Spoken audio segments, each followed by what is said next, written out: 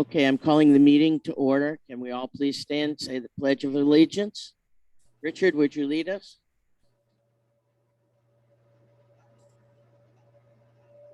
Can't hear you. He didn't hear you.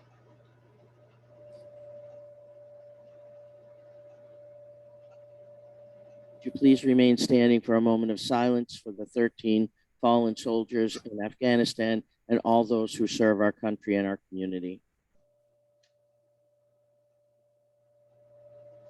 Thank you. I'm going to skip around a little bit on the agenda, if you don't mind, simply because Barbara's got a timetable that she needs to be here for, and I want to make sure she's here for them. And so for that, I'm going to say we'll do the treasurer's report and the regular building and infrastructure, lawns and gardens, pools, etc. At the end, Barbara will make sure you get a couple of minutes if you have anything you'd like to raise on the strategy and cultural planning. And that includes Barbara Milano is going to join us soon. She's waiting or on her way home, and so she may be a couple minutes late. Bill will not be here. Barbara, would you like to call the roll, such as it is? Okay. Lynn, President. I didn't hear you. Here. Janine, Here. Treasurer. Here. Barbara Milano, soon to be on. I'm here. Oh, she just popped up. I see her. Welcome. Okay. Barbara Kowalski, Secretary, here. Bill Hooks, not here. Dave Sherwood here. Yep, here. And Director Rich Gigliotti here.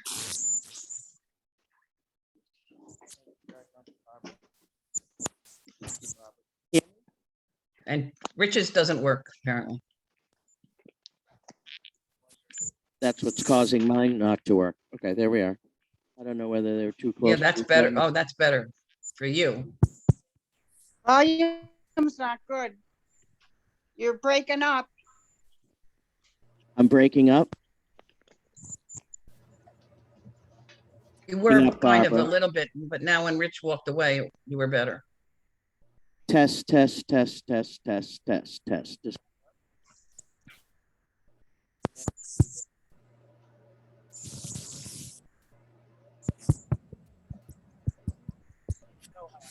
shut up.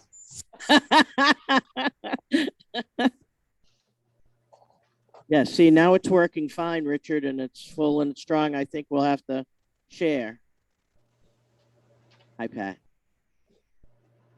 All right, so we're going to skip the first couple of things on the agenda. We'll pull those back in towards the end.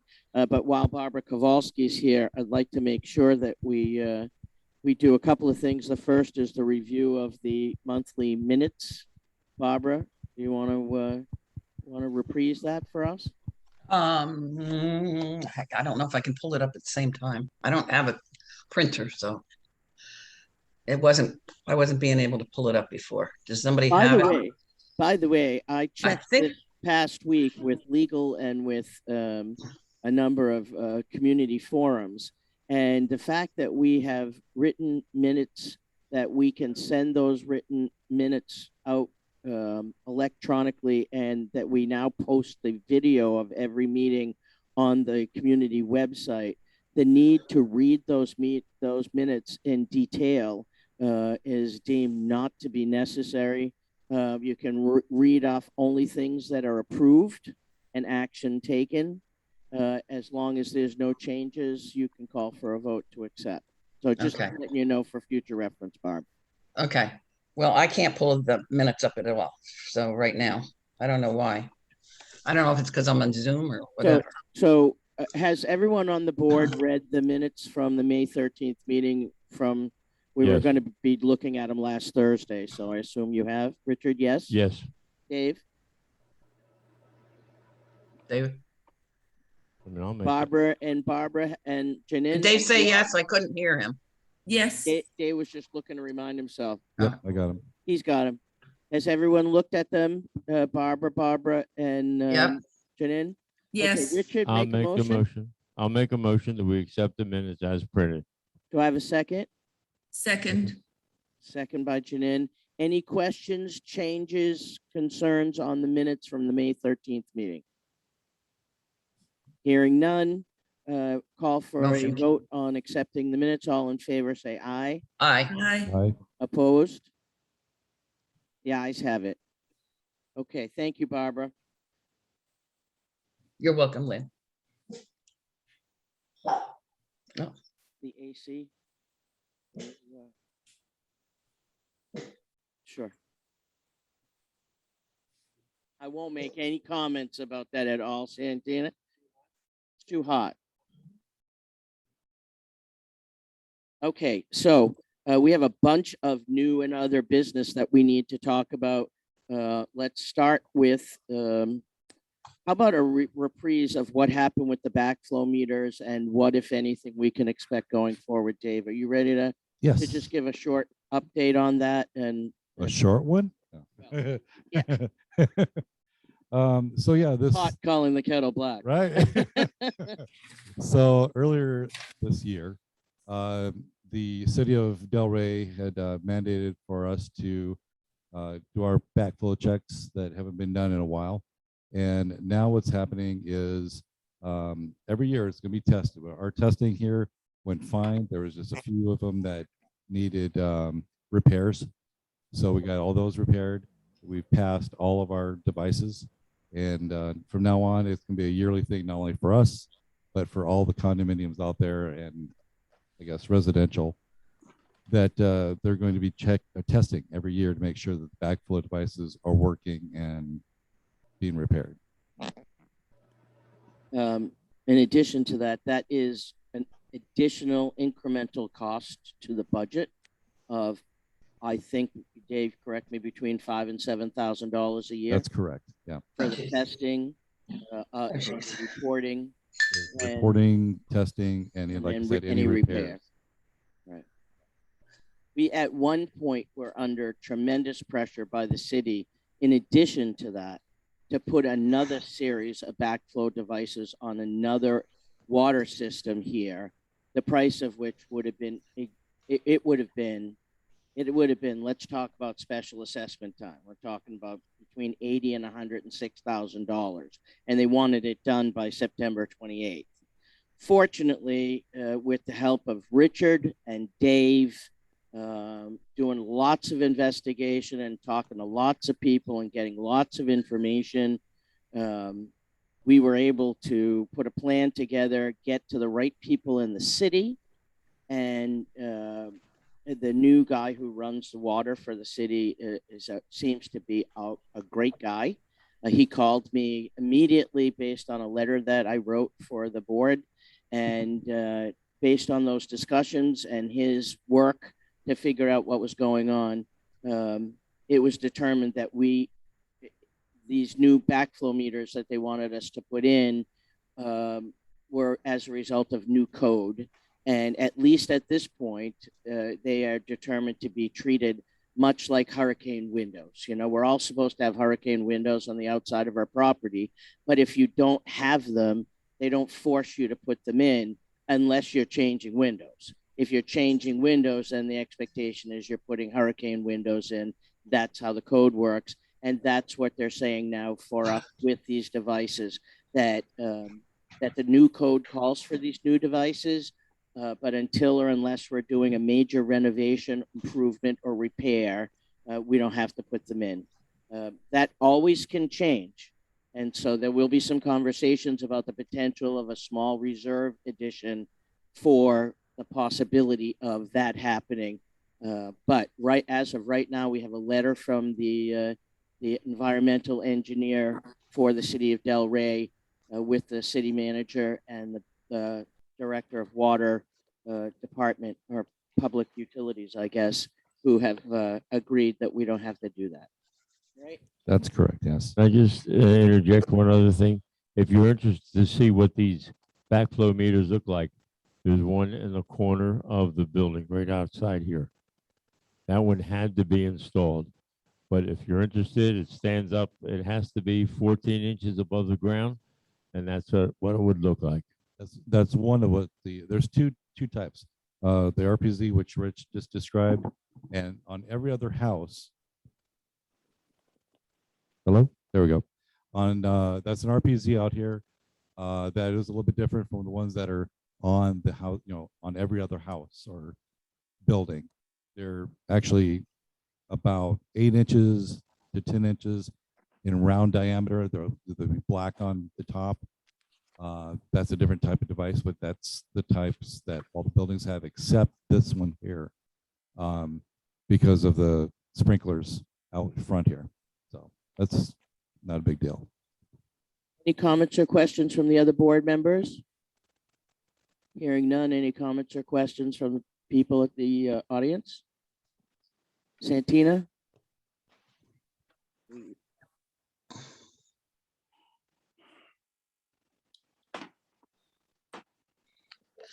Can you repeat Santina's question for the Yes, recording? we need to use the microphone going forward, but her question is, are those meters in the laundry rooms near the water meters? Not the No, laundry room. the ones out front, Right. right? The ones out front, are they at the meters out front?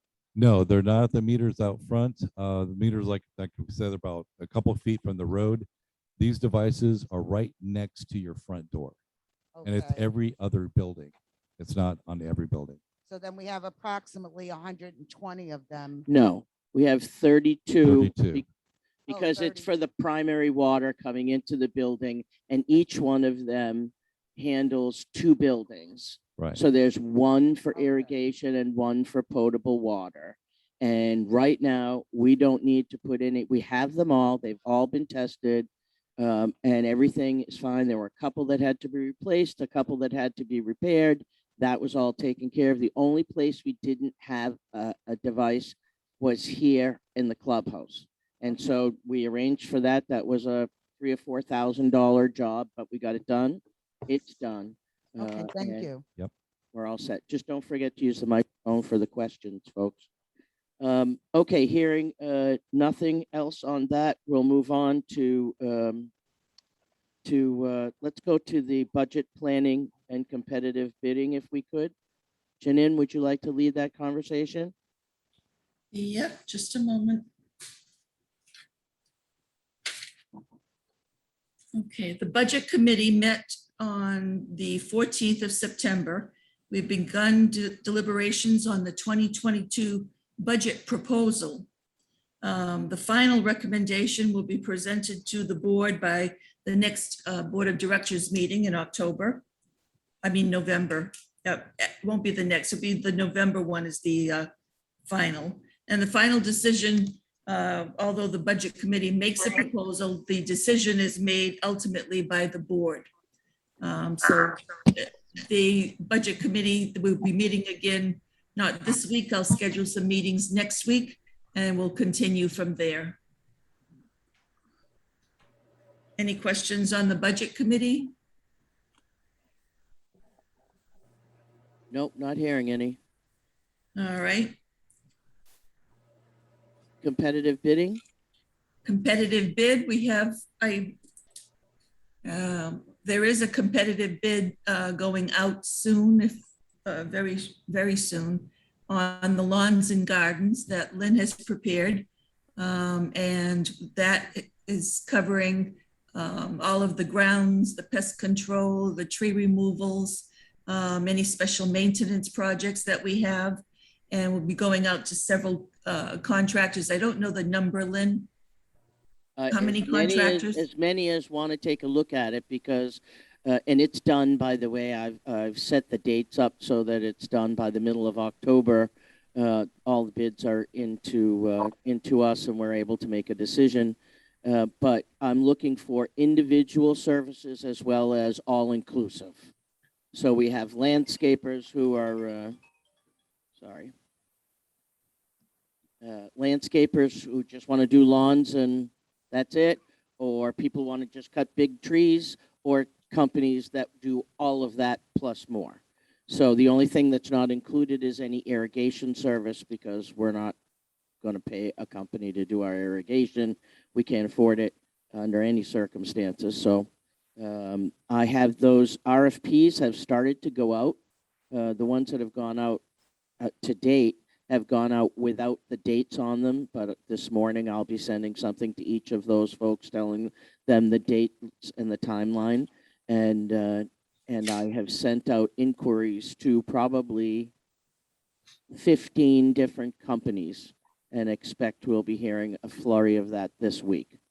So they also have to go out to everyone who we currently work with: Zimmerman, Big Al's, anybody, True Green, etc. Larry's Pest Control, and those. I think the only one that's not included is the subterranean termites, because we signed a new contract with them a couple of months ago. They've done a phenomenal job. We've had no new outbreaks since they put in their traps and have been baiting them, and they haven't gone up in price in 2 years. So we're happy with them, and we're going to leave that sit for at least the next year.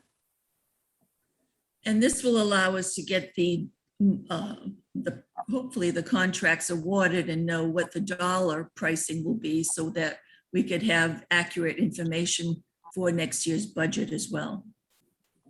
There was consideration of one more RFP when I left going out, and that was for the pool service.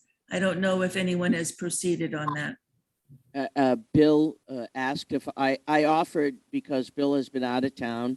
I offered to help with that. Richard has been sitting in, so I sent an email to them, and Bill responded and asked that he would appreciate it. So I'm simply going to gather the names of some companies and ghostwrite an RFP for the two of them to take a look at. I haven't done that yet, but it's on the afternoon's agenda. All right, that's all I have. To the board, comments from the rest of the board? Nope. If anybody has any contractors, by the way, that they'd like to be considered for either the lawns and gardens or the pools, we'd love to have their contact. Okay, we're going to. Hey, Barbara has a comment.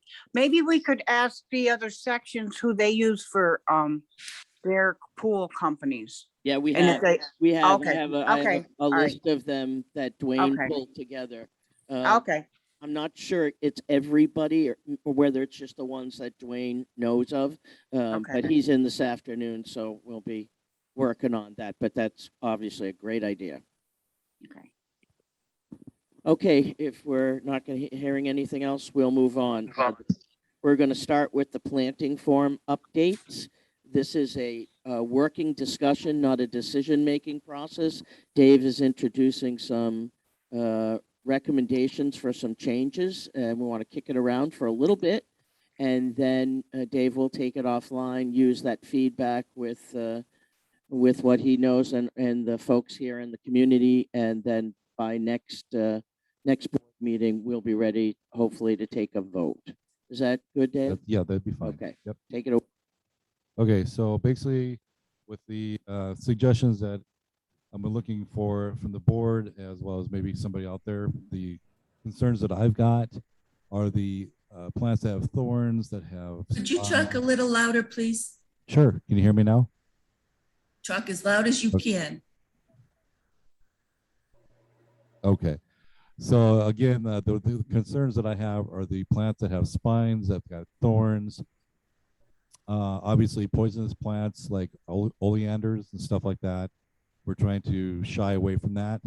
And if the community or somebody on the board's got some suggestions as to plants that can be like trimmable, that would help immensely to, for Big Al, or if Patrick here on maintenance needs to do the cutting or trimming next to the building just to keep them down. We don't need them going and being into the roof area, because that's obviously going to damage the roof of the fascia.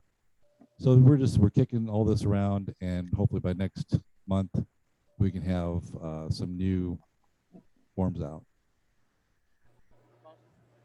You also had some thoughts on height restrictions as well. Yeah, on the height restrictions, let me look real quick. It's going to be 2 feet from the fascia or roof line. to lower that down. Right now it's approximately 12 inches. And I want to increase that to 24 inches due to the fact that the rodents, whether it's mice, rats, whatever kind of rodent might be able to jump into the attic and cause problems. So that's another, I guess, issue. Yes. So that's all I've got for that. Dave, Yes. Dave, I Yes. was wondering if you got my suggestions. I just wanted to know if you got them. I sent yeah. I sent an Yeah. email. About Yeah, what the email. different Yes, types I of got that plants. one. Okay, that's all I want to know. Did you Yeah, get my email back on that? Yeah, I don't know. I didn't get to check my email today. So Okay. Okay. I have some. have I to- think I You're sent welcome. some suggestions to you, Dave. Number one, I think having a committee is a good idea. Number two, I think we should, as we've done in the past, talk to the agricultural department of state of Florida or the county. I mean, the ag department will give us a lot of information which we need. I don't remember seeing anything on the list of Florida approved vegetation. And I think we need to look at that because Florida approved vegetation is vegetation that will be good with the heat and the cold and the rain when Absolutely, it's here. So that I think is something else that we need. And I think we have to be careful too with what we enforce and what we don't enforce. I've been here 30 years. I'm sure there's other people who've been here 30 some years, and we have vegetation out there that is not on the list. So if one portion of our vegetation dies, does that mean we have to clean everything else out? There has to be some distinguishing characteristics as to what has to be done as far as replacement. Do we have to clear everything out in order to replace whatever died that's been there for so many years? And it may only be a small portion of what dies. So that could be something that would be a hardship on a lot of people. So yeah, I should have said this at the beginning, or Dave, we should have said it, one of us, that we're talking specifically about the plants around the perimeter of the buildings, Exactly. That's not the general common element Right. out in the middle between the buildings or in the front lawns or any of that. Because duly, if it's for the maintenance guys or the maintenance that may be contracted from outside, they have to give. If they got to be near the building, we need to maintain that 1 foot distance. And of course, we don't want to have them or us walking into plants that are spiny, poking us, cutting us, Yeah, and stuff like that. Yeah, and I'm only talking about plants around the building. I'm not talking about plants at the front, plants between the backs of buildings, between buildings that way. I'm only talking about Right. the vegetation, the plants around the buildings. And yeah, they have to be, I mean, in the past, they've always had to be a certain footage from the building. But over the years, okay, Right. as years have passed, people have lost that information. And especially now that the association does the trimming 3 times a year. Was it 4 times a year they do that? But in between, here we are in Florida. Vegetation grows 24/7. And, it's going to go into that area that shouldn't be planted. It's going to go to Sure, the I understand to the roof. That's where the trimming comes in, and they will have to cut back that 1 or Right. 1 to 1.5 foot. I understand that, but I'm talking more about the plantings, the type of plants that we should involve the agricultural department of the county or the Richard, Richard, you said something about the agricultural, and I called the agricultural when we started first trying to find the palms that self prune. And they are the ones that suggested that I find that book that's in there used to be one in the office. Bill left it in the office. Still is. Okay. That's for Palm Beach County and lower. And that is an excellent reference. And they even suggested it to me. And they do. They do suggest that kind of stuff, but they will come out and talk to committees. They will come out and talk to boards. And that is always a positive note to have them here face to face. But I understand the book that you're talking about. Yes, that is an important feature. Thanks. I think we're all agreed on that. Look, we all know what's happened, right? Everybody comes to Florida and almost everybody wants to plant some stuff because it grows so beautifully and it looks so lovely so much of the time. And there's some great plants and flowers and trees and bushes to pick from down here that you can't get to grow anywhere else as well as they grow here. And so everybody wants to do it. However, and so in the past, what the decision was individual unit owners with pre-approval from the board could plant their own plantings around the perimeter of their home, and they were required to take care of them. That's all well and good. However, over the years, lots of people didn't ask permission. They just planted. Lots of people who got permission moved away or left and sold their units. Somebody else coming in says, I'm not taking care of those plants. So a lot of that has fallen on the community, on the board and the community as a whole. It used to be people in here hired their own landscaper or their own maintenance person to come whatever period of time, 3 or 4 times a year, to trim their bushes and plants around the perimeter. And some people may still do that, but I don't think so. I think the vast majority of people expect the community to take care of whatever is planted out there. And what's happened is sort of, it's grown to be a problem. Richard, his wife has had a cactus in the ground for 30 some odd years, and she loves it like another child. And, but it's now about how tall? 15, 18 feet, and it's about probably around 6 or 8 feet around all of the things. Now, when things are already in the ground, and we have had some issues with this summer, my feedback and my direction to Patrick and Big Al has been very clear. Stuff that's in the ground doesn't get touched without a conversation with me, because I do the lawns and gardens this year, and with the owner. I'm not going to go out and cut Richard's wife's favorite cactus plant down, even though it's 15 feet tall and 8 feet around and has thorny spines about this big, and Big Al and those guys hate it.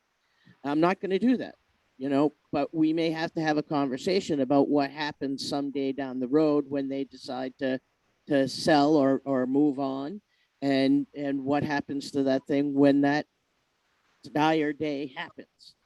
But that's been my position this year. The board will perhaps make a different decision to that, but we'll need a lot of input on it. But that's right now. Nothing comes out that's in the ground without the conversation with me and the conversation with the owner. And I'm not talking about if somebody goes out tomorrow and puts something in the ground that we don't want, because that's a different story. The rules are clear.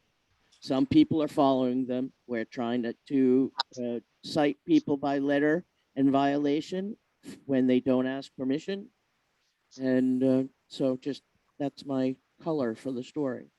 We're just trying to enhance what we have without basically hurting the other folks. They have to do the maintenance. So that's been my whole issue.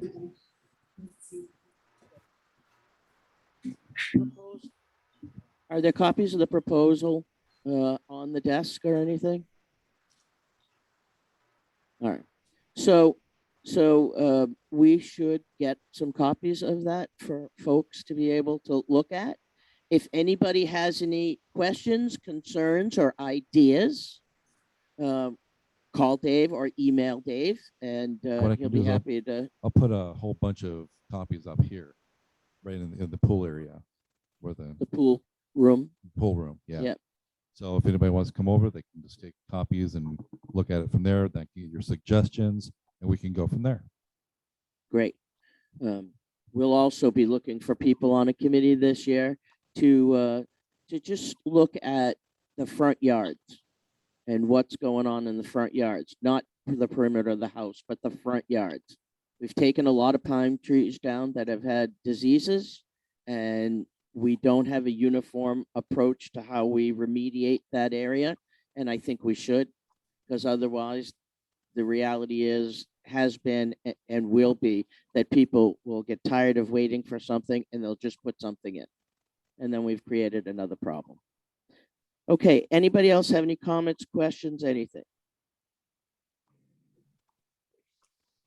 Santina's going to take the microphone.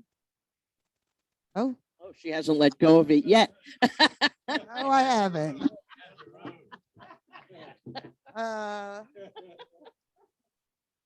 First, I wanted to say that all the information that Rich has given, I have already reviewed all of this online. There is a list of plants that do well in Florida and that are recommended. And the list is very easy to get. There is not only the one from Palm Beach County, but there are others. YouTube is great for finding out about any kind of plants and what they do and how to propagate them, take care of them, where they're best to be planted. I've done a lot of research on it with my own gardening. So that I just wanted to say that I could, show you where that is, assist you with that or whatever. My only question with this list that you're putting together, and I know and I understand that it is for the perimeter of the houses, but my question is for the actual grounds. And I know that in the past, hardwoods were, not permitted, not wanted. And I was wondering if the board would consider, on top of replacing the queen palms that are being removed with diseases or whatever, that we could consider putting some hardwoods in. I'm not saying all palms are bad, but I just think that a variety in the common area would be nice. And I know that they have been wiped out prior to today. So that falls into the bailiwick of lawns and green grounds, which is me. We had that conversation. I said, I'm not in a position to preclude really anything like a conversation about that. What pops into my head is leaves and more maintenance. And,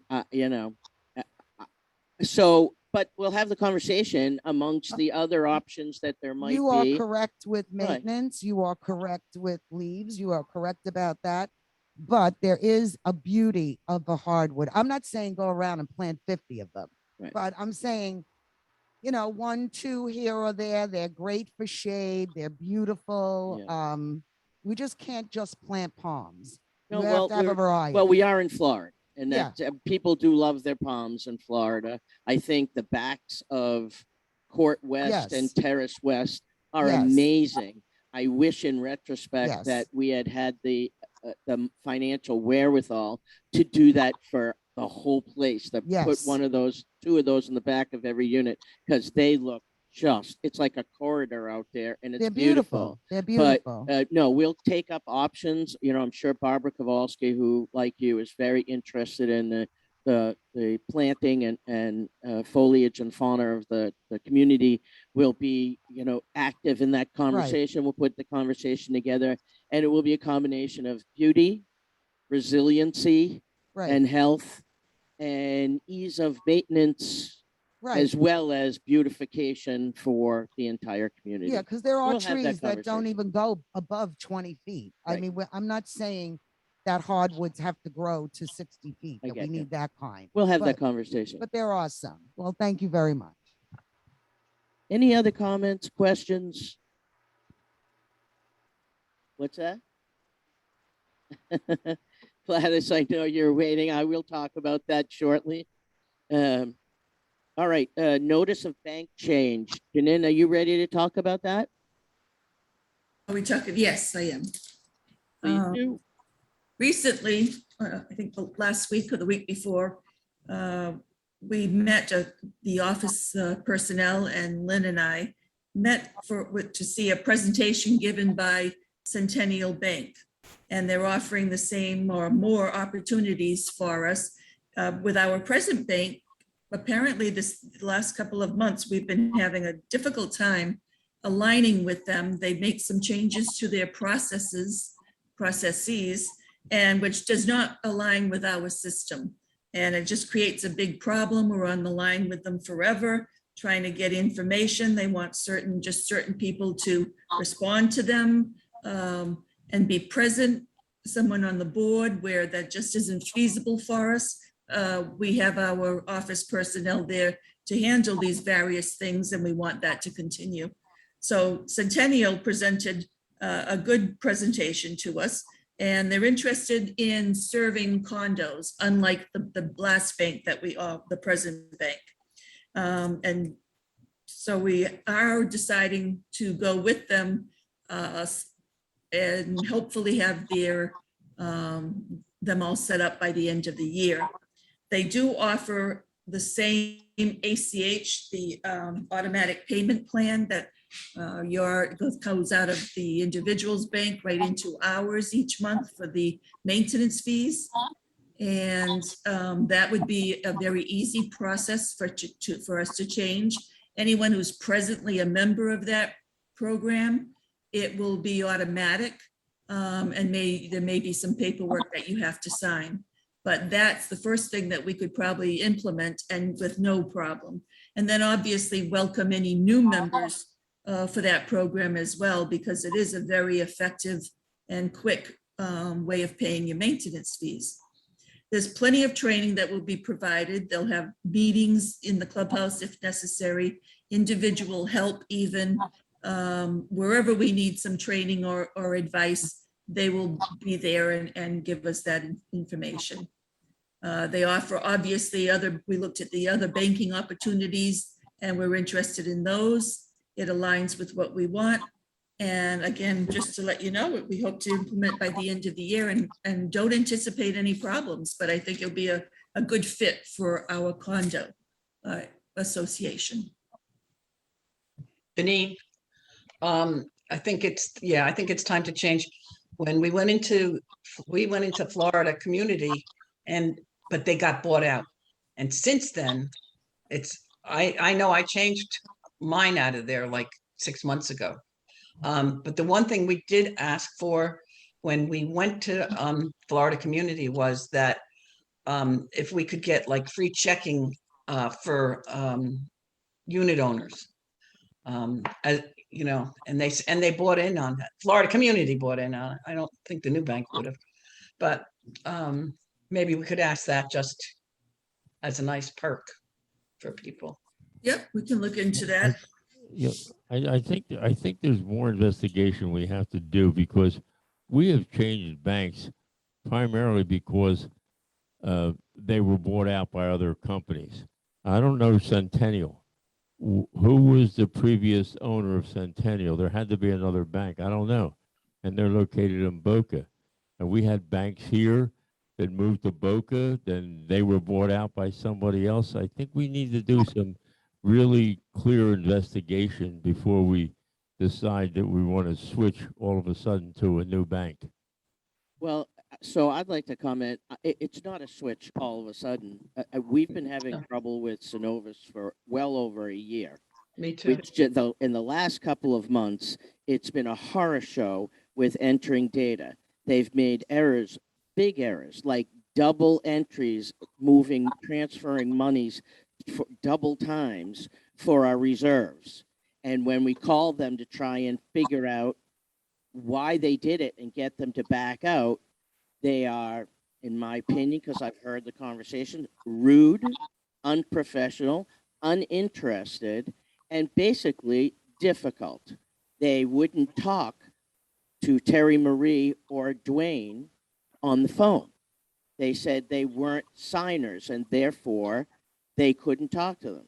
The unfortunate thing is, as most banks and people would know, that this is not a residential bank account. This is a commercial bank account. Right. And the signers don't have a stinking clue how the systems, the back office systems work that transfer money from one place to another.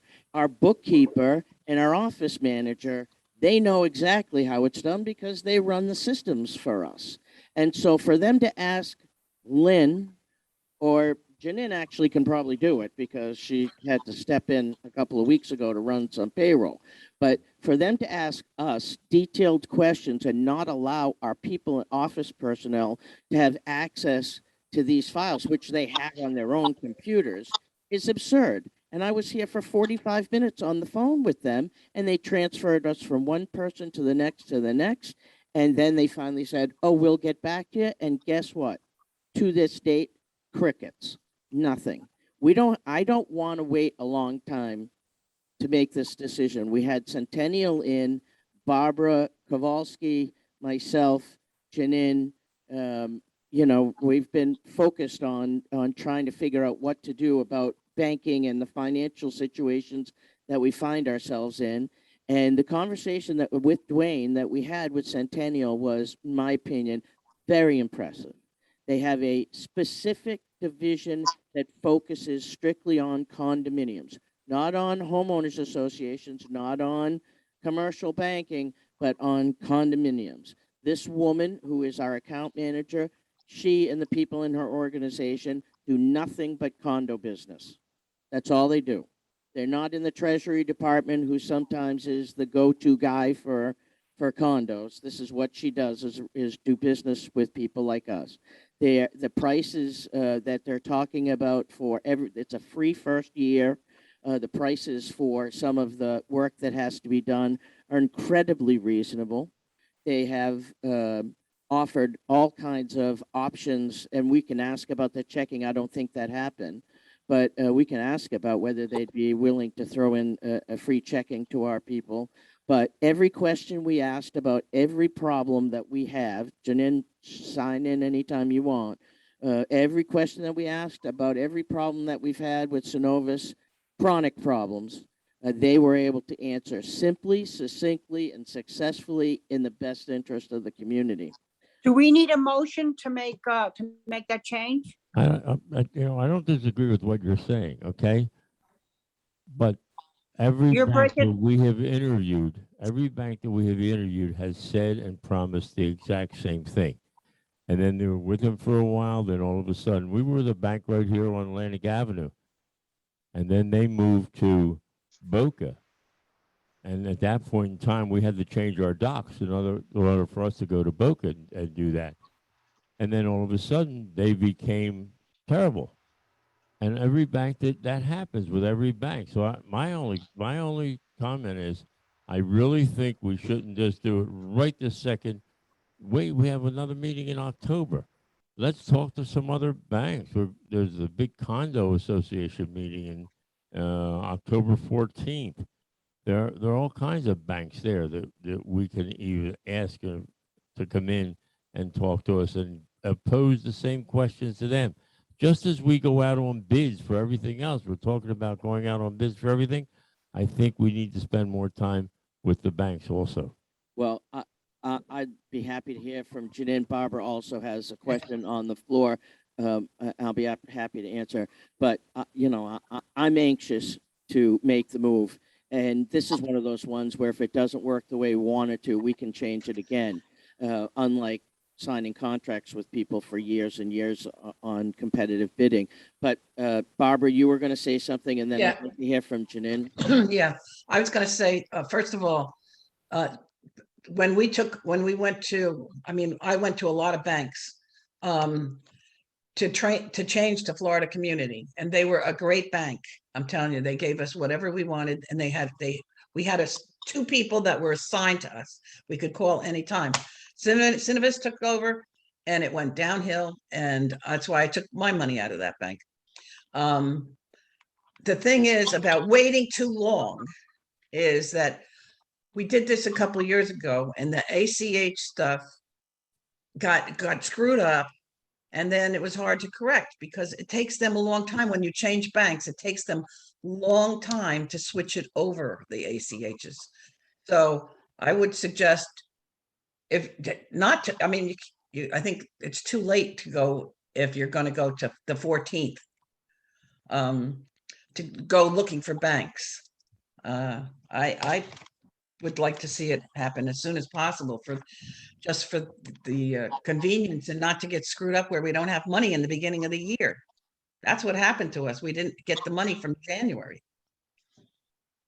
Janine? I think when we talked to this bank, it seemed like a very reasonable and easy and smooth transition. They offered everything that we could hopefully hope for. And if we keep going with Synovus or Synovus, we're just, like Lynn says, we've had such a problem with them, is I'd hate to see us go another 2 or 3 months with someone that it was very complicated. You just can't imagine the hours that were spent and the headaches and the reports that were inaccurate or that we couldn't get. So I think the banks and Centennial has offered, if we wait 2 or 3 months and go out and check other banks, we could end up with the same thing. But I don't know that we get anything better. We may, but like the last one, it could just end up again being they changed, or somebody buys them out, or they just don't follow through on what they propose. So I see going with this one and attempting to get what we want now. I like that plan. Do you want to do that? Or another option would be to do a Zoom meeting in the next week and ask the account manager to do a Zoom meeting with all the board members. And if the public would like to attend and observe, they can. And then we have a vote after the Zoom meeting on whether or not we want to proceed.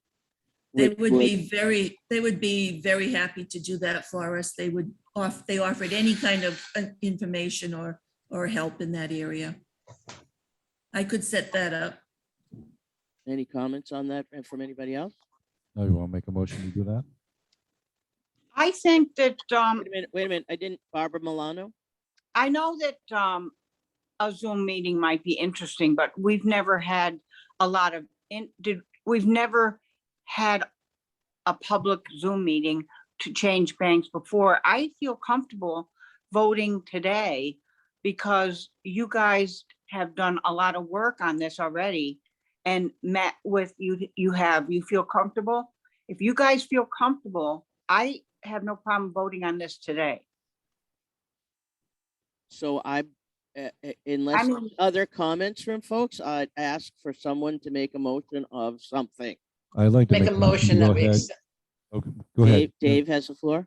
I'm going to go ahead and make the motion. Go ahead and make this change over to the bank. Second. Barbara, I'll second. motion is made to change the boat bank to Centennial by Dave, seconded by Barbara. You know, if depending on whether this passes or not, we can then, if necessary, have a motion on a special meeting. So the motion's been made, it's been seconded. Are there any other comments or further conversation? All in favor of moving to Centennial Bank as soon as possible, say aye. Aye. Aye. Aye. Opposed? We have 4 to 1. The motion passes. So Janine, I guess step forward with Dwayne and begin the process of working with them. I think people are going to be really pleased with them. They're just the folks that were here, the woman that was here, really personable, really had a lot of cool, good stuff to share with us and with the people of the community. And I'm looking forward to working with them. Thank you. Okay. It's 11:15. I just want to make sure we get, that's it. Oh, we got a big one, Blue Stream. Okay. This is a big one, Blue Stream. Let's see. Blue Stream has approached us about a month ago now, and they are putting in they have signed contracts with 3, 4, and 5. sections 3, 4, and 5, they already do business with 1 and 2. So the 3, 4, and 5 have signed contracts, and Blue Stream it's new to them. So Blue Stream's coming in, and they're going to put fiber optics in for those systems. Now we have fiber optics too, but we don't have fiber optics right up to the television sets. We have those, what they call coaxial lines that go from your TV and screw into the back of either your cable box or into the wall, and they run along the bottom of your floor or up on the top of your ceiling and all that. Those are called coaxial, and that's how they get the data, the video and audio data to your TVs and everything else. That the coaxial cables obviously is a pretty mature system that they use. It's also the cause of a lot of problems in the systems. You know, when you have to unplug from the wall because you have a problem, you have a call Blue Stream, unplug from the wall, wait 10 seconds, do it again. Then they ask you to do it again. Then they ask you to do it again, all that stuff. You know, that is by and large because of the way that we share data through that coaxial cable. They are coming to the other communities, and they're going to put fiber optics, which is glass. It's audio and visual through. Still looks like a wire, but it's through glass, and so it's very fast. You know, if you get a lot of breakups on your freezes on your TV and all of that stuff, that's because the data is moving very slowly and just plodding along. Same with your internet connections and all of that stuff. Fiber optics, the technology, it's been around for a long time. There's a lot of people that have it. It's like really fast and powerful, and they can very quickly troubleshoot they can do it themselves. With you call them up on the phone, and they can then do their troubleshooting and turn the system on and off and all that stuff from wherever their customer technical assistance support is. And the customer doesn't have to do anything other than call and say, I got a problem, and then have a conversation. So they're putting that in those other sections, and they're going from, you know, start to finish right into the houses. Is it wireless? It's well, yeah, it's gonna be wireless, but it's also gonna be it's called a node. Right. So, They call it a pod. a pod. That's it. Right. So Yeah. it will be wireless. And for those of you who use the internet and maybe have a laptop, and you go into the sunroom and it doesn't really work, or you go into with your telephone and you go into some rooms and you hit a dead spot and all of that stuff.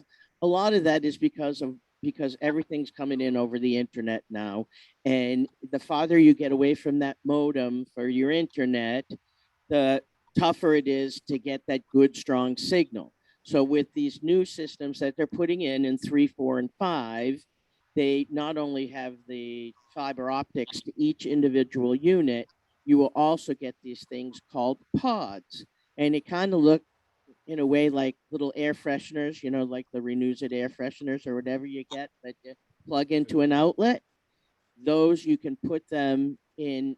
They'll give you whatever you want depending on what you need. It's like an extender. It's like it's an extender or a strengthener. You plug it in other rooms, and you get a much more powerful signal in those rooms for your internet and your streaming capabilities for those people who stream. So that's what I mean, did I do a pretty good job of the pitch or what? Fantastic. Okay, so that's the pitch, and that's what they're doing in 3, 4, and 5. They have come to section 1 and section 2 together at one point and now separately, because we have different contracts and different lengths and different, conditions in what we have. And what they've said is they would like to renegotiate with us to either start afresh as of the beginning of the year with a new contract, 8-year contract. We're in the middle of, we'll start the fourth year of a 7-year contract in January in our current process. They would like to renegotiate, and they've offered us a variety of different options on how to do that. Some of them include, significantly, we're required under today's contract, for instance, to do an automatic 3% increase for the cost of cable every year. That's been since the beginning of the contract. So every year, it's a 3% increase. So they've done some discounting. They gave us like 3 options. They did some discounting. They did some with TV the whole time, and some with only internet. Because ultimately, ladies and gentlemen, and I hate the thought, this makes me a little nauseous, frankly, but we're going to this thing called streaming. And that is where we do one size doesn't fit all. A lot of people are doing it already, where they're buying Hulu, or they're buying Netflix, or they're buying Amazon Prime, and they're watching their TV for those things. And that's not included in regular internet. You're buying a subscription, like a magazine subscription, only it's to a television channel or station for content.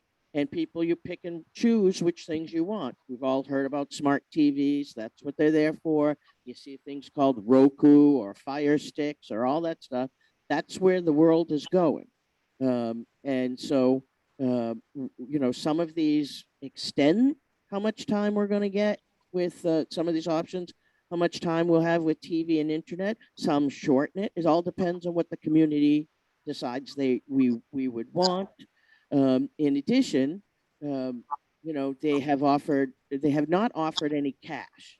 Many of you may remember that there was a very large 64,000 and change.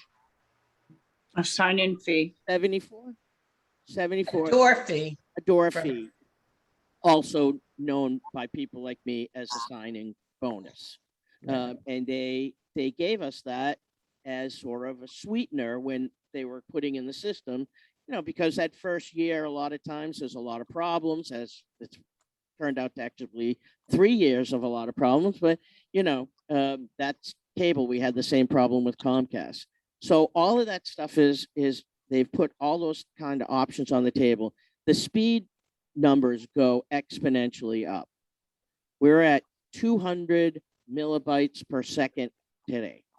With 200 by 200 per second today, which is basically ox and cart. Okay. And what fiber optics goes to is to 500 by 500, 600 by 600, 800 by 800, depending on what plan you buy and all of that stuff. But on the plans they showed us, they're by and large, we end up in 2 years to be in the 600 to 800 range on speed, which is top of the line, top of the technology. Comcast doesn't have anything that's bigger or better than that. Now, we could go out and bid Comcast again, or somebody else. But anybody else, we already have fiber optics in the community up to these things called the nodes. And that's when they divide into the buildings and into the units. And that's when it goes to these coaxial cables. So the job is already half done for us versus 3, 4, and 5, who have to start from the street and lay fiber optics. But there's still work that would have to be done. There's likely to be some digging and some new lines being planted going from the central nodes in the community to the buildings. And then they would have to string new cable with this fiber optics in it in all of the units. So it's not like a quick change the button horse by any other name. We still would have to do work, but not as much as those guys would. Richard has, we've all looked at the policy, at the proposals that they gave us. And I think everybody so far has been very interested, meaning the board. But, they gave us 3 proposals and our original contract. So that's four different ways of looking at this. And then we looked at those. We figured out the money in those, and there's some of them that offer us some decent discounts so that we get, like monies in the tens of thousands in savings or in money back. Richard, who was involved when they did this original contract, would really like to take a crack at them to see it. He did actually came up with he came up with, at least to them, he said, how about money on the table? and they were not on, they didn't love that idea. They said they weren't doing those right anymore. But they came back with some big discounts, which kind of is the same thing. You know, the monies that it would cost us under the current contract versus what they would change for us in those same years, you know, 30,000 bucks or something like that for savings and what we'd pay if we just run the course. But Richard's come back with some ideas on a different way of looking at that.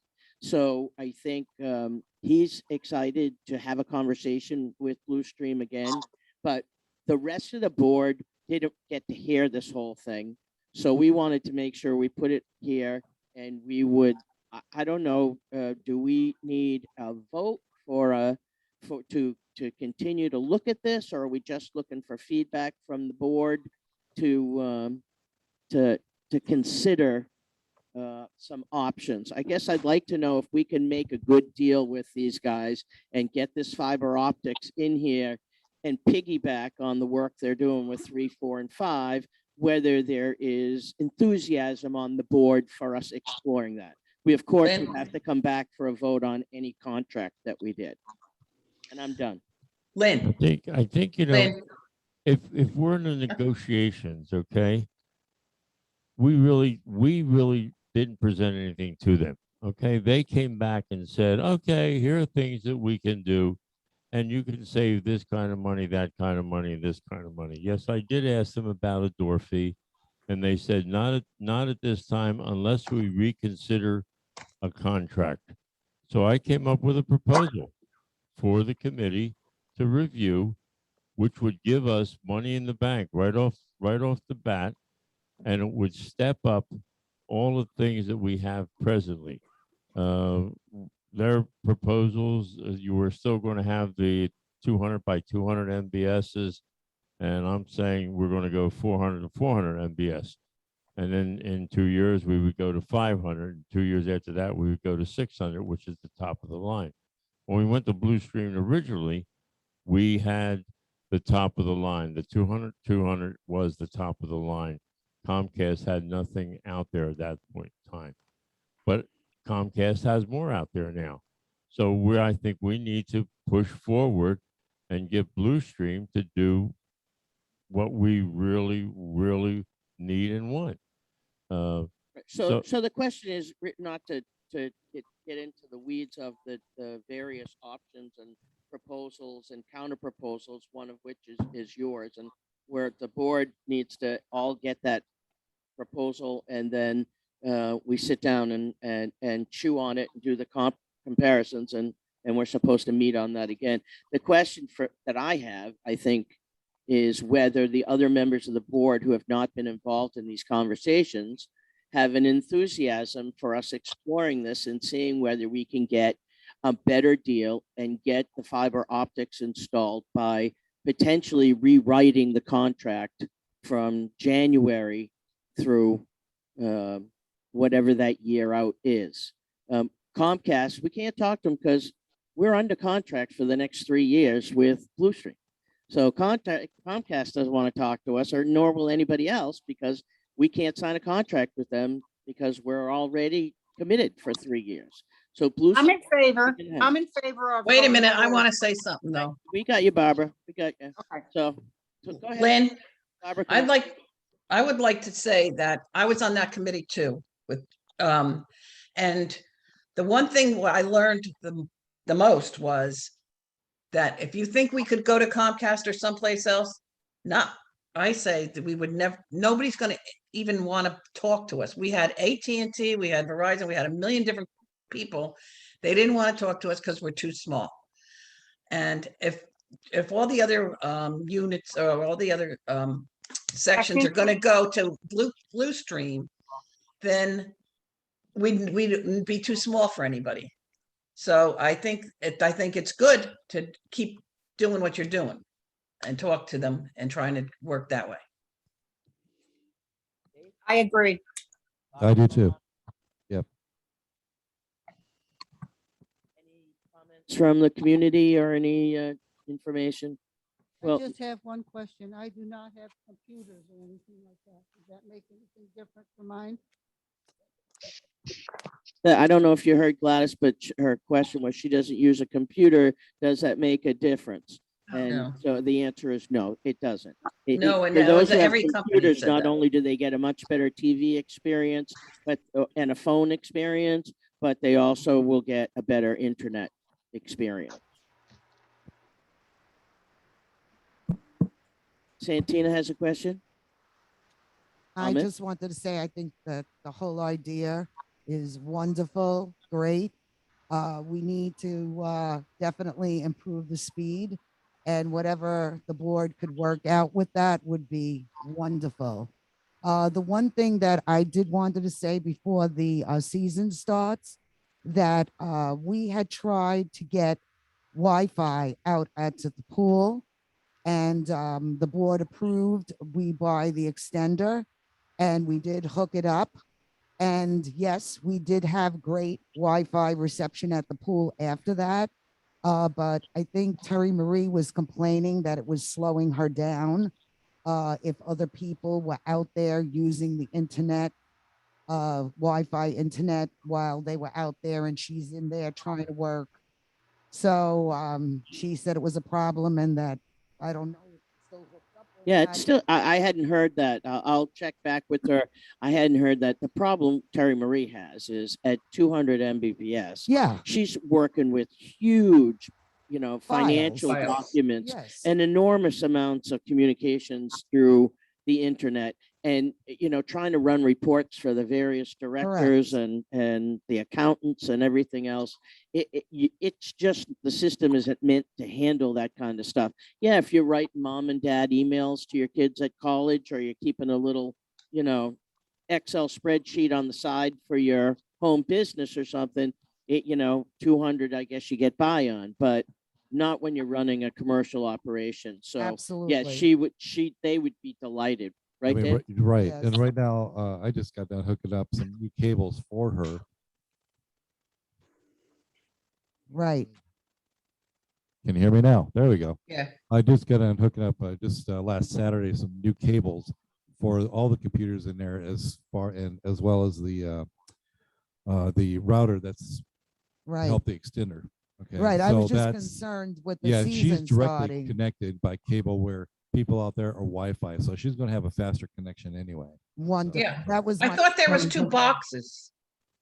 Dave, I thought there was two boxes, one for the office and one for the Wi-Fi, the one for the Correct. Yeah, outside. that's Okay. correct. There's the smaller boxes for to connect to the Wi-Fi that goes and extends Outside. the pole. Yep, Yeah, okay. they're separate. Okay, thank you. So good. So I'm excited.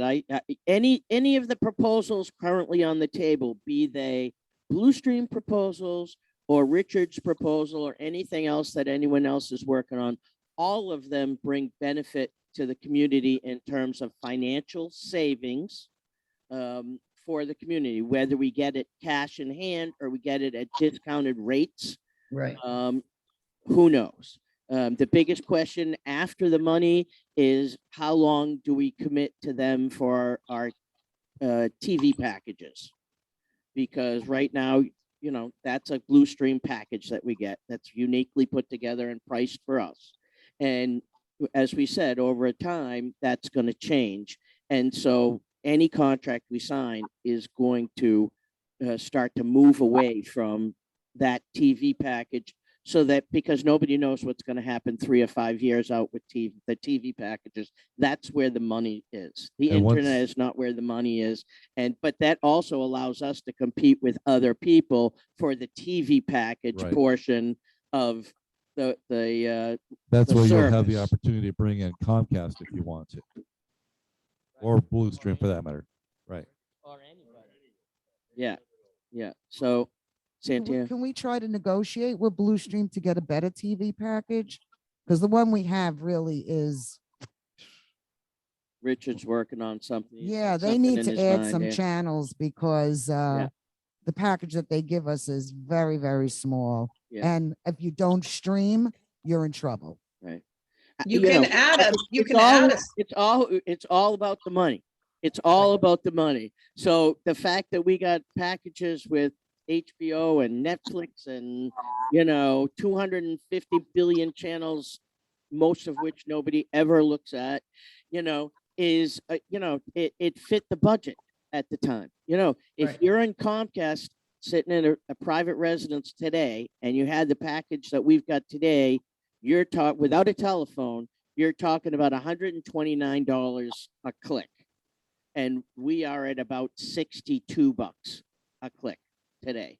When per I asked unit. to add channels, I wasn't With talking internet, about, by the way, with internet.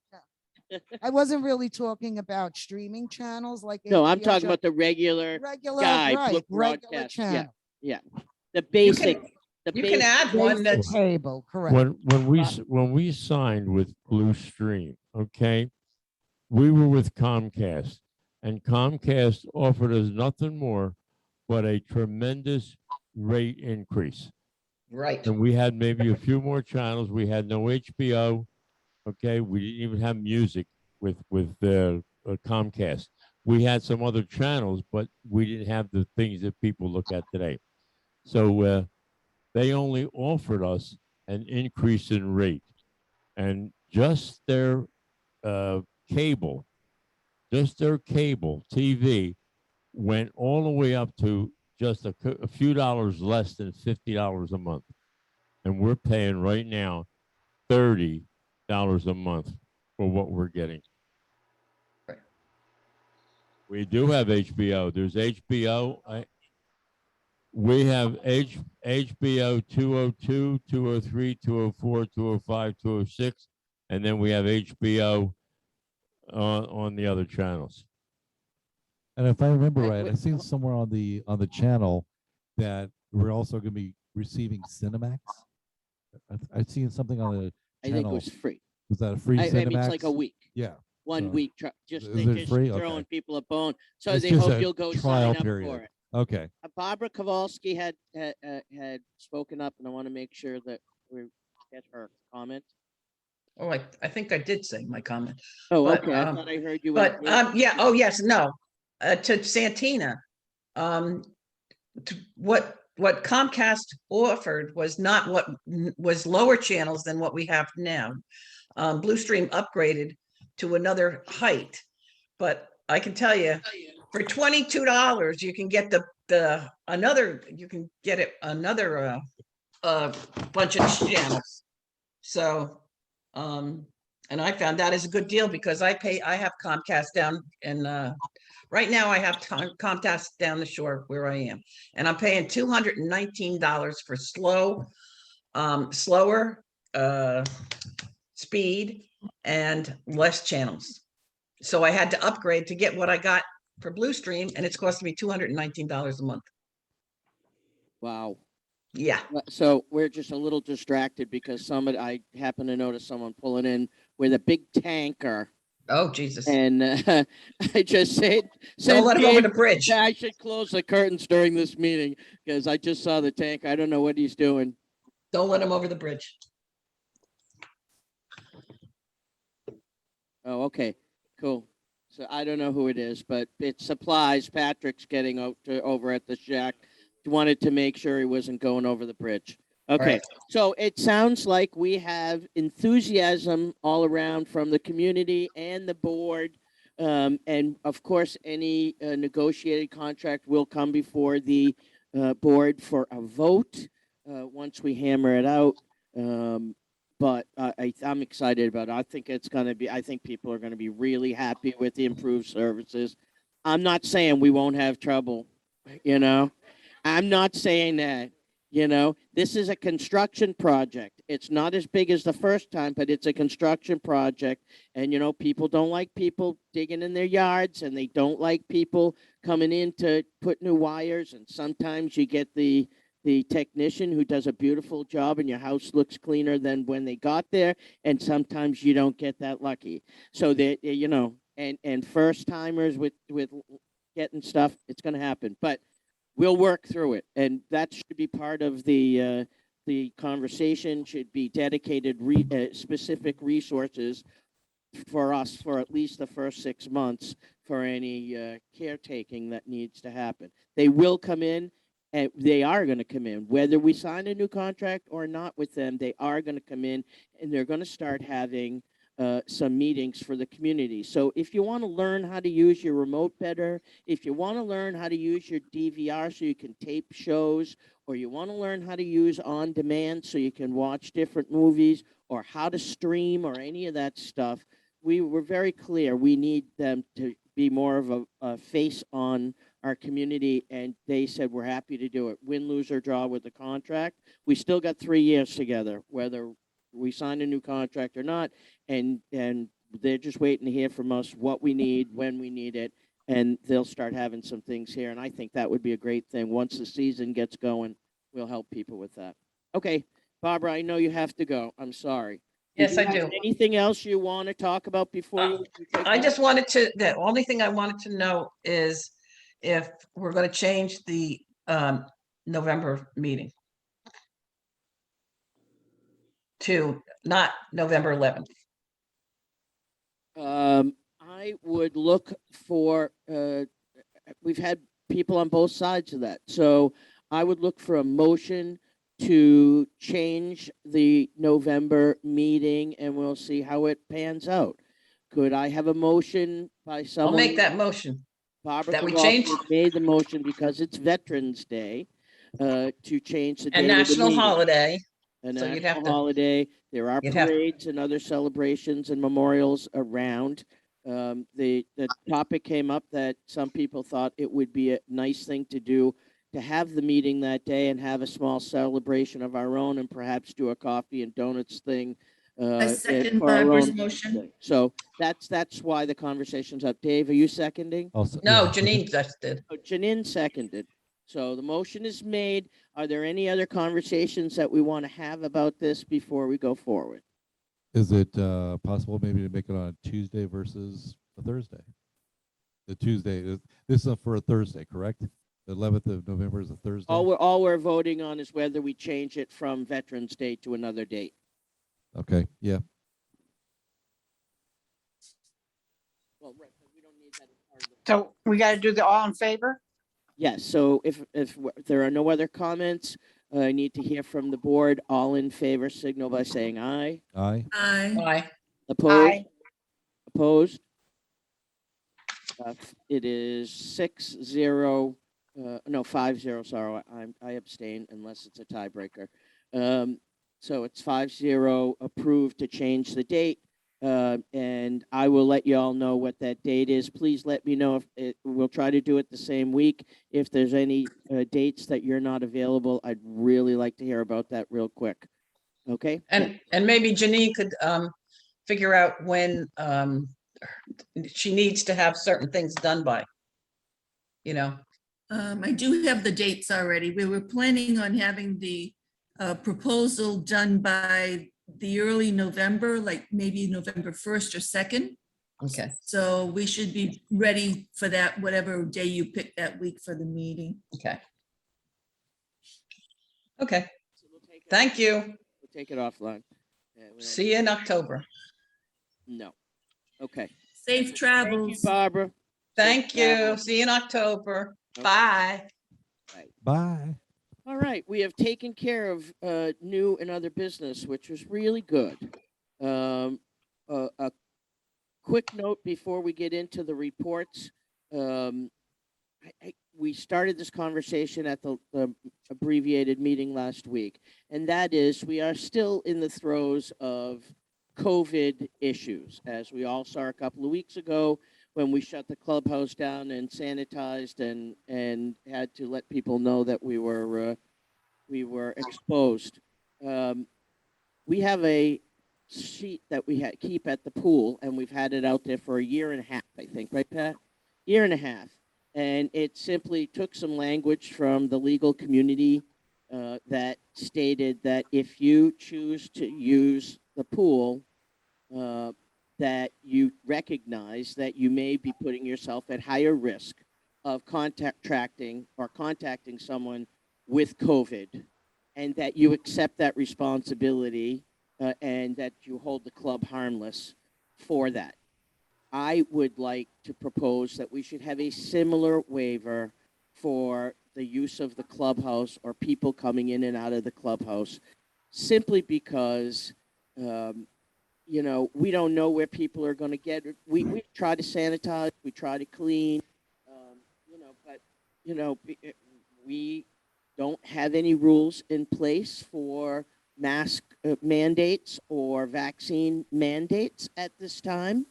And I haven't heard any enthusiasm uh, about walking down that road. But I think for the place other than the pool that gets used the most often and that is the most common place where people interact is here in the clubhouse. There is nothing that you come to the clubhouse to do that cannot be handled on phone and on email, fax machine, etc. There's no need for anyone to be required to come into the clubhouse. So if people have not been vaccinated, I really urge them not to come into the clubhouse. If they do, they need to be aware that we have, it's a public place. We have people coming in. Here comes the mailman every day, and they could be heightening their risk of an exposure.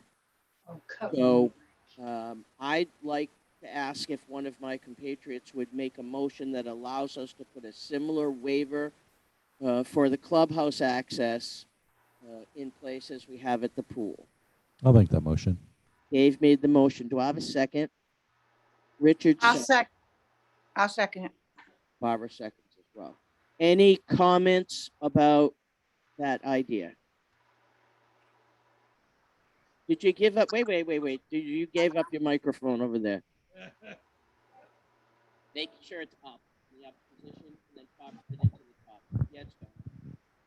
I'm just wondering about the quarter machine.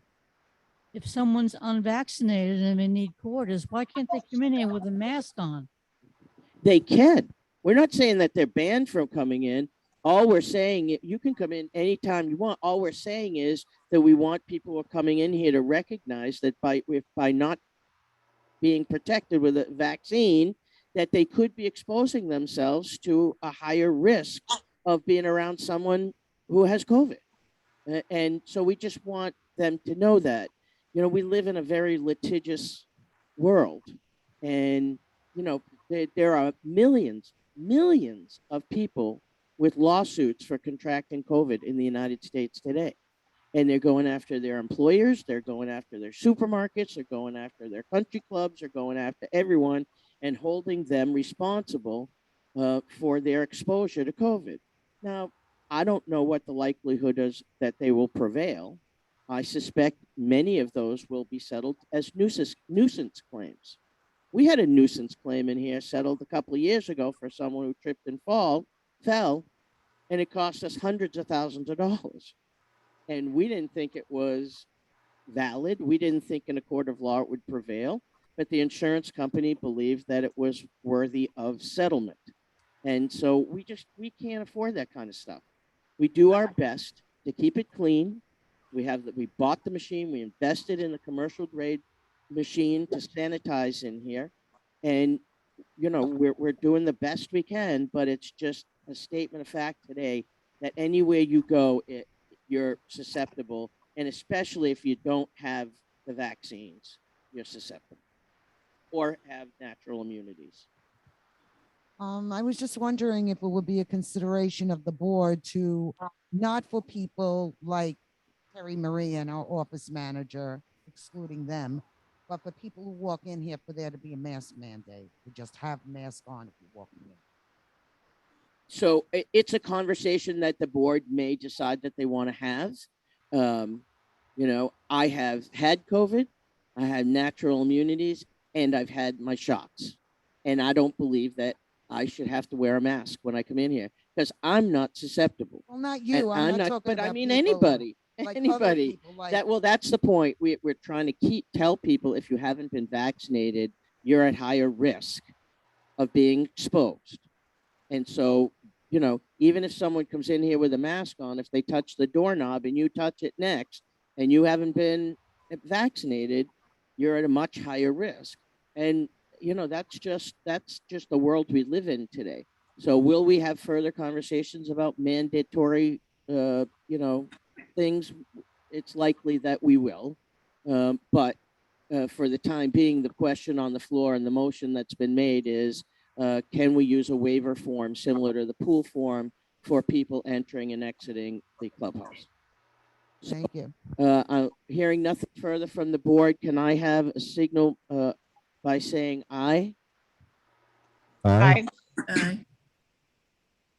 Opposed? Okay, the motion carries. All right, treasurer's report. Janine, thank you, everybody. Treasurer's report. Hold on.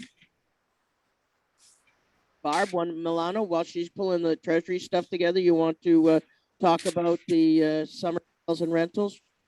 Yeah, there's just the one bedroom that I'm aware of, the 185B that was sold and is back on the market. And Terry Marie mentioned the fact that it may still go forward with the original. She's got paperwork in today on it or something, but I will call it and figure it out. But that's the only one. I know there's a 2-bedroom, 360A is going to be on the market, and we sent the forms to them, but they have a buyer already. So we're just waiting for the paperwork. So there's not much going on. That's all I have. That's so, okay. We do want to remind people that the requirement is that the first right of refusal and the approval for sale or rent resides with the board. And I think at today's market, it's highly unlikely that we decide to move on something. But in retrospect, there are a lot of units in here less than 2 years ago that could have been had for a decent price. And many communities, including some of the high points, do buy those units and fix them up, renovate them, and sell them, and make the community a nice profit. But that is what we're trying to do. We're trying to make sure that we know about all properties that are going on sale or for rent. That's in the condominium documents. That's not just in our rules we live by, that we have the first right of refusal, and anyone with outstanding fines for violations or arrearage in their monthly assessments, that would have to be adjudicated as part of that sale process. Anything else, Barb? No, that's it. Okay, Janine? All right, I just Now, have to, wait a minute. Approve my report. Thank you, please. Richard made a motion. Can I have a second? I'll second that. Dave seconded. All in favor, say aye. aye. Aye. Opposed? Thank you. You're approved, Barbara. Thank You're you. off the hook. Janine, treasurer's report. All right, I have to warn you, my internet is unstable, like it keeps telling me, so I'll try to get through this. The finances are stable at this time. We're in good shape. We've had a few unanticipated costs over this year, but it has been agreed by the board to cover each one of these expenses through the emergency fund. So currently, individual line items are being scrutinized to ensure that they are within the current budget. And a couple of line items have been identified as being underspent at this time. However, there is an explanation for these in that the work itself is scheduled to be done in the final quarter of the year. So we are on track to reach our proposed budget schedule at this time. That's all I have. Any questions? Question? No questions from the audience. No questions from I'll the make a board. motion, we approve the treasurer's report. Richard I made a second. motion. Who seconded? I'll second. Barbara Milano seconds. All in favor, signal by saying aye. Aye. Aye. Opposed? Aye. Ayes have it. Thank you very much, Janine. We have pool and club host. Richard, do you want to speak to that? Yeah, we've had several things happen. New compressor was put on the heater by Symbiont. So now there was a broken pipe that just occurred. So the heater's working. but we have to do some things manually because I convinced them to put on a recorder on the compressors to find out why these things are not lasting as long as they should. So they'll be in one day this week to put a recorder, that's what they called it, a recorder, to see why things are happening here. The median, we had some tree lights out at the median, and the people came in and fixed those. And now there's another half a tree out that I saw last night, and I'll be calling them and having them come in and take care of that. That's basically all I have. And Rick and I have had a good conversation, and we'll continue with the rest of the board to have that conversation. I'm particularly unhappy with those lights on the boulevard on the median. They look pretty, but those are LED lights, I believe, and our expectation was those would have a shelf life of a very long time, and not cheap to put in. They were put in a couple, like I think it's 2 years, January they were put in, and the warranty we had with them was that it wouldn't charge us anything for the lights themselves, but that it would be a $75 service charge. They came out. Now there's also a charge when going in and out or what? Sounds like it's going in and out. It is. What's that?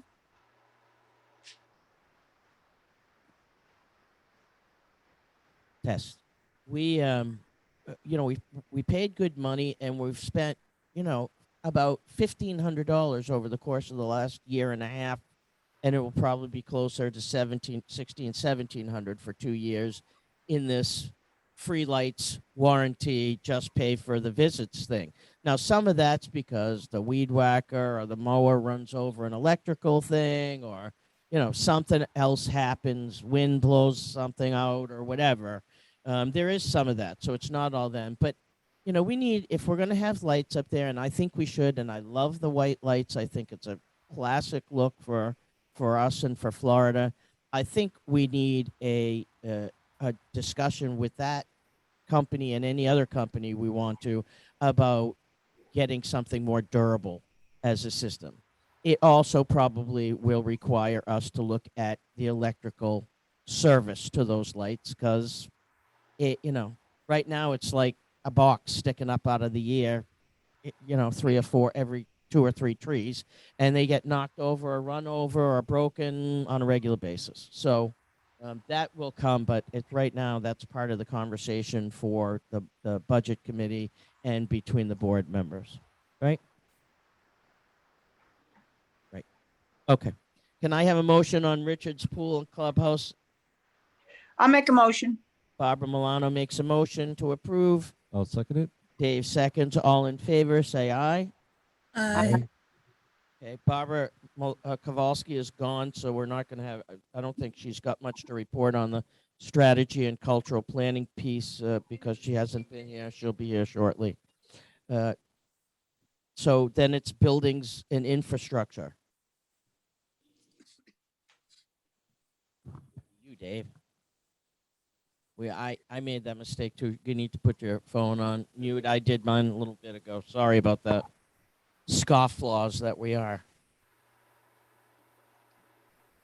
You're up for your buildings and infrastructure report. What's happening? What is happening? You already covered a couple of the big ones, the backflow and the planting. Is there anything else that's happening you want to mention? Not offhand. We're maybe just going through here shortly through all the utility rooms, make sure that they're clean. We have our uh-oh. I'll be making sure they're clean. We're also going to be having our checks for fire extinguishers. What else? There's something else coming up. Any smoke alarms or anything building? Right. So that's coming up. I'm just going to be making a check to make sure we're all good to go. And then I think that happens in January. So that's coming up pretty soon. That's all I got. Barbara Milano. Yeah. Isn't it time for the time to wash your awnings letter? I'll tell, Dave, I don't know if you want to talk about it now or next month about, where we put the two different, we put treatments on, some of the awnings under the olive trees. And we were going to compare to see which one worked better. I think we're going to have that conversation. Okay, we can have it and then we can talk about it. We can Okay. see which one worked better. And what would you say, Lynn? I'm sorry. When I don't know if it's happened every year, but the year I moved in, Oh, I know you I- sent a letter out to specific places I where know. the awnings were. But since the Rubby? painting was done, do they really look, is there some that look really bad? I haven't even noticed a lot of them. I've seen a couple. There's not everybody painted. Not everybody I did wonder if their a lot of them awnings. could be power Yeah, washed. but all the All of them awnings, are done on the outside. So Yes. you look better. yeah, I but wonder if there the could be yeah, just maybe a power wash done. they should have all gotten done on the outside, on the tops. Yeah, well, maybe Dave, maybe you could grab the cart and take a ride around when the weather clears and just make a decision on if they're a mess or not. And the same 'cause- time, you can check the place where we put the different paint on the side of the building, right? Right, yeah. Over here? Yeah. Was it here Yeah. or over there? It was Where was right it? There was across. one right over by Tim. Haycock's. It was Haycock's corner, and Tom Keller, the guy right across the street there. I'm plugging my phone in, that's why I'm getting a little low. That's why. But that's where they were, and each awning on the corner, we did one panel on the left side. The middle panel was left, but we didn't touch that one, and then we did a different treatment on the right side. So that's I'll When you get back, we'll look at that together. How's that? okay, sounds good. Okay. Motion to accept the buildings report from Dave. I'll make a motion. Janine, A second. second by Barbara. All in favor, say aye. Aye. Aye. All right. Opposed? Ayes have it. Okay, lawns and gardens. I was asked by a resident about our plans for irrigation, the project that started this year with hiring someone part-time, and where that was going. To my thinking, it's been a fabulous success. We have a guy that works 3 days a week that goes around and checks all of the sprinkler heads. He makes sure that they're all working. He replaces those sprinkler heads. If there's anything wrong with any of the pipes or pumps or any of the utilities that go with that, he checks them. We have spent all of our time this year, not all of our time, the great preponderance of our time on the front lawns. The back lawns are a whole nother story that we're going to have to talk about, but we focused, he has been checking sprinklers regardless of where they are, but in terms of doing remedial work, it's been mostly done on the front lawns. And I think you should be seeing a difference. I mean, it depends on how much rain we get. I mean, water is the key. You can do anything you want if you don't have water, which is why it's important that all of those the rain sensors and the sprinkler heads are working. In the old days, the guys would ride over it with the lawnmower, or the pest control guys would go over it, or people pulling their cars into the yard to wash them, and all of those things would run them over, and they'd be out for ages. I had a thing. I just put in new hurricane impact glass windows, and noticed for the first time, because I had the old louvers before, that the front sprinkler head was spraying right on my windows, my brand new windows. So I called, asked if Tim could come over sometime in that week and check it. And he did, and he adjusted the sprinkler head, and now it doesn't sprinkle directly on my windows anymore. So, I think it's been a great spend on our part. And I'm going to advocate for that in the in the new year and as we go forward as a steady employment situation. I think he's done a great job. I'm looking for a couple of people to work on the strategy to replace the diseased palms in the front lawns with uniform plantings. I'm also talking to our current contractor with regards to protecting the palms that are there today. Those that have grass growing up to the bottom of the palms get weed whacked every week. And those weed whackers, the string, you can see starts to eat away at the bottom of the trees, and it is a source eventually typically of some disease, bugs, or rot. And so we love our palm trees out there and we'd like to keep them. So I'm looking for suggestions both from a small group of people as well as from the contractor on what can be done. I'm looking for some ideas. So if anybody's interested in that, let me know. And thanks to the resident who brought it to my attention. We're going out for competitive bids for all lawns and grounds care. I think I mentioned that before. I'm really supportive of Dave's ideas about the perimeter of the building. Usually that falls in the grounds bailiwick. Up until this year was Bill. I just couldn't handle all of it and the president role. So Dave accepted the responsible for those plantings. But we are going to have to do some things about stuff that's planted out there behind some of the units. It's gotten really in my opinion, out of control. And so we need to start figuring out what we want to do and how, and talking about with the residents about what's out there and what we can have and what we can't. Let's see, we are still asking people not to plant on common areas. We've had a number of requests about adding and changing plants, and thank you to those who have asked. We want to remind people that we do not allow any type of fruit or vegetable planting on the property because they are just a license for varmints. I don't know if anybody's noticed the our natural food chain is working in great order these days. It's gone from iguanas and ducks and a couple of otters to raccoons and foxes, and now we've seen a coyote up and down the canal. So, Nothing new. No feeding. I remind people again, no feeding of wild animals. I know it's cute to see them come up.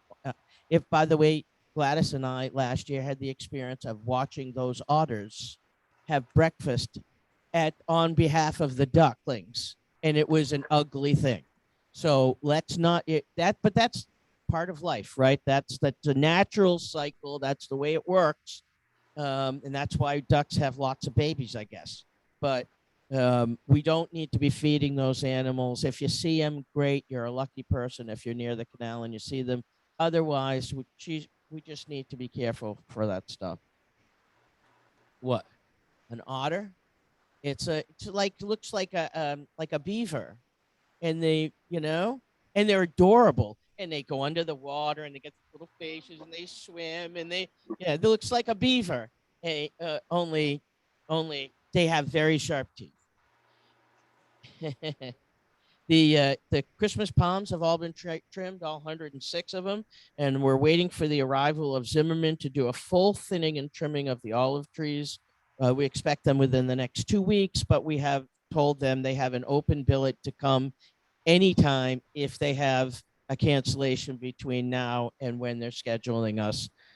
I got to ask you, Gladys, I haven't seen the horrible orange that we saw last year out there on the roads and the buildings. It is on your patio. It is. Okay, I'm going to take a ride over and see it. Last year, you didn't have to go over there to see it. It was bright orange across the whole back of all those units over there. After we painted, it was really frightening. Really frightening. Oh, it was horrific. Horrific. And with the rain and with the water, and we did some respray, power washing, and Patrick did some painting. We got it back to being decent. But what last year was like ridiculous. it was like someone took spray paint right after we painted and just sprayed them all over the shutters over there. So we'll keep it up. We're not seeing that this year. It's actually not from the trees. It's actually from the caterpillars that live in those trees. You know those big banana things that they grow on those olive trees that looks like a big seed pod? The caterpillars get inside there and they eat that stuff in there, and then they poop it out. And the poop is the orange stuff that you see out there on your lawns or on your walkways or patios on the street. I remember last year, High Point Boulevard over here was orange. I mean, it was orange. It was gross. And we found out sort of by happenstance, I think, that that it was indeed caused by these caterpillars. And so we've been talking to Orly Zimmerman, who's a tree expert and a botanist, I believe, and she'd not heard that. But the city of Coral Gables has a whole system in place of treating those trees. They give them injections every year so that it stops that chemical interaction from happening. So we're working on that. So can I have a motion to accept the report on lawns? Richard make a got the motion. motion. Barbara's got the second. All in favor? Aye. Aye. Opposed? The Aye. ayes have it. It's approved. Before we close out the meeting, it's been a very busy summer here for all of us, whether you are a long distance board member or an on-site board member doing your job and duties and or covering for other people who aren't here. It's been a very busy summer. We've written enormous amounts of letters and violations to people for things like unregistered dogs, dogs running without leashes, trash out front prior to the 24-hour period that we ask people to do. We've had properties in collections, and that's an issue. It's illegal accounting. It's money that's not coming in that we budget as coming in, and so we've had those. We've had speeding and failures to stop at stop signs, abandoned cars, neighbor disputes, a number of neighbor disputes that they couldn't fix themselves, investigations of possible room and unit rental violations, multiples of people that are unregistered with the office living in the community under the age of 55. The list goes on. In just the last couple of days, I think I sent 5 letters to Terry Marie to mail out and send copies to the unit file for these kinds of things. On Saturday, we had to file a trespass with the Delray police for a young woman walking a dog through the community who just went bazonkers on us when she was asked if she lived here. We have the maintenance shack here in section 2 and in they attempted in 3 and they got into 2 and 4. So you saw my email recently saying heads up. That's when things like bicycles in the laundry room or power washers or tools or for trimming and gardening stuff, that it's an easy mark for them. Frankly, they would rather not go into places where people live. These are people who are looking for quick hits to sell a couple of tools out down the street for a bottle of booze or a hit or some weed or something. That's what we expect they're doing, and some of them could be high school kids, but I suspect this is more ne'er-do-wells. But they're not looking to break into houses. We've not seen that as an issue in here. It's not that it's never happened, but we haven't seen that in the past couple of years, but it can happen. So we ask people, keep your eyes open, lock your doors, keep your valuables in your home. If you leave it out on the patio or you leave it in the laundry room, don't be surprised if it's not there someday, But also, if you see strange cars loitering in the parking lots, we'd be happy to deal that. call the police or call the office if it's during office hours and let us know, and we'll do whatever we can to take care of it. That's it for me. Anything you guys can enter? I just want to recognize that the board has done a lot of work this year. I know I'm tired. My nerves are a little frayed, to be quite honest, because, you know, I know you guys pay us a lot to do this work, but and I'm not looking for any applause or any of that stuff. It's a lot of work, and we do our best. And I apologize if I've been short with anyone. I do have a tendency to call it as I see it. And sometimes I don't see it the same way as other people. But, you know, we're all doing our best just to make the community a good place to live. And we're always happy for both the good feedback and the I want to constructive criticism. Lynch, Not she's you, there. Barbara. But we're happy to hear your feedback, good, bad, and otherwise, if you need us to do something differently. And I'll try to be more patient where patience is Well, too. I would Hey. like to mention that if Pat Lynch is in the audience, Yes, thank she you is. for all her hard work. She's done a great job on the phone book and all and being my backup and doing the interviews. And she's been great. Thank you, Pat. She says, "Thank you, honey." Okay, I think I've covered everything that's on here. I'd like a motion to adjourn. Richard? Can I ask a question? Richard makes a motion. What? Can I ask a question? What should we do if we see somebody walking in the community that we know doesn't live here? I Do we think call the office? Do we call the police? you call What the do we do? police. You call the police, or you can, you know, they're allowed to walk through the community. What Yeah, I mean, it could happened be on somebody's Saturday? guest. What happened could on be- Saturday is a young woman who was not familiar to me, but I had seen walking a large dog, big white dog. I'd seen her walking around the lake, and I saw her coming in, walking through the median strip. I simply stopped my car to ask her if she lived here, knowing that she probably didn't.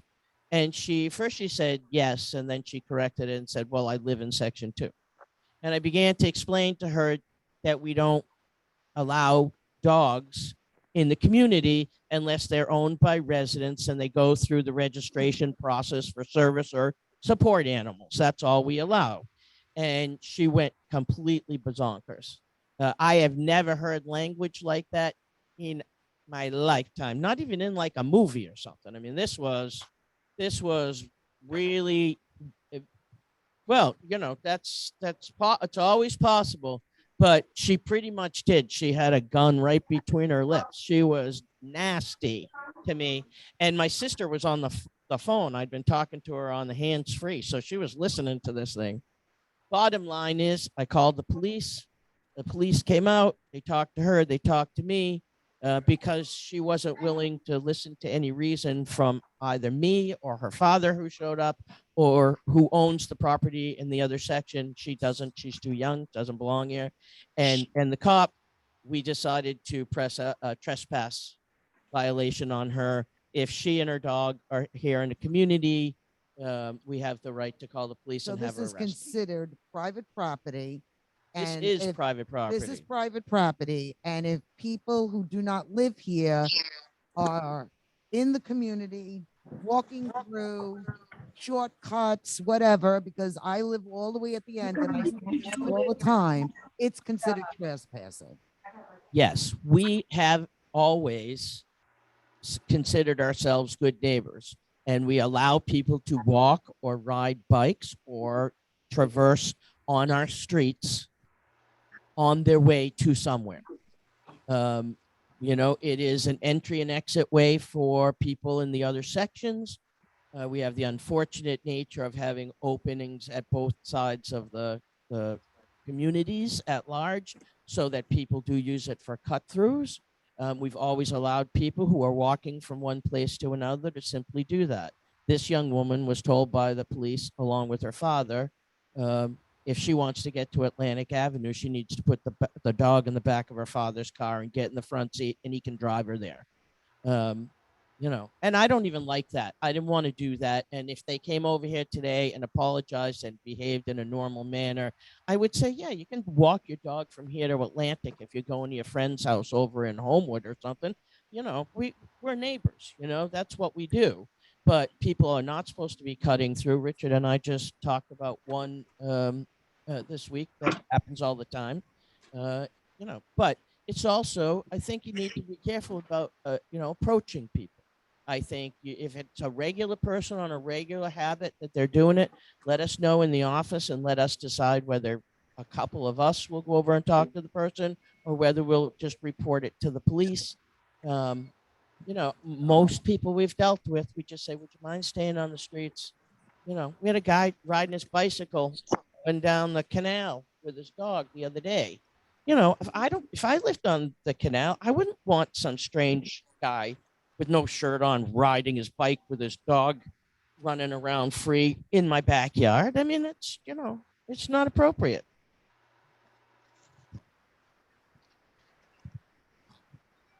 Yes. The question was for those who are listening, are you allowed to put cameras? The answer is yes. So I would, right.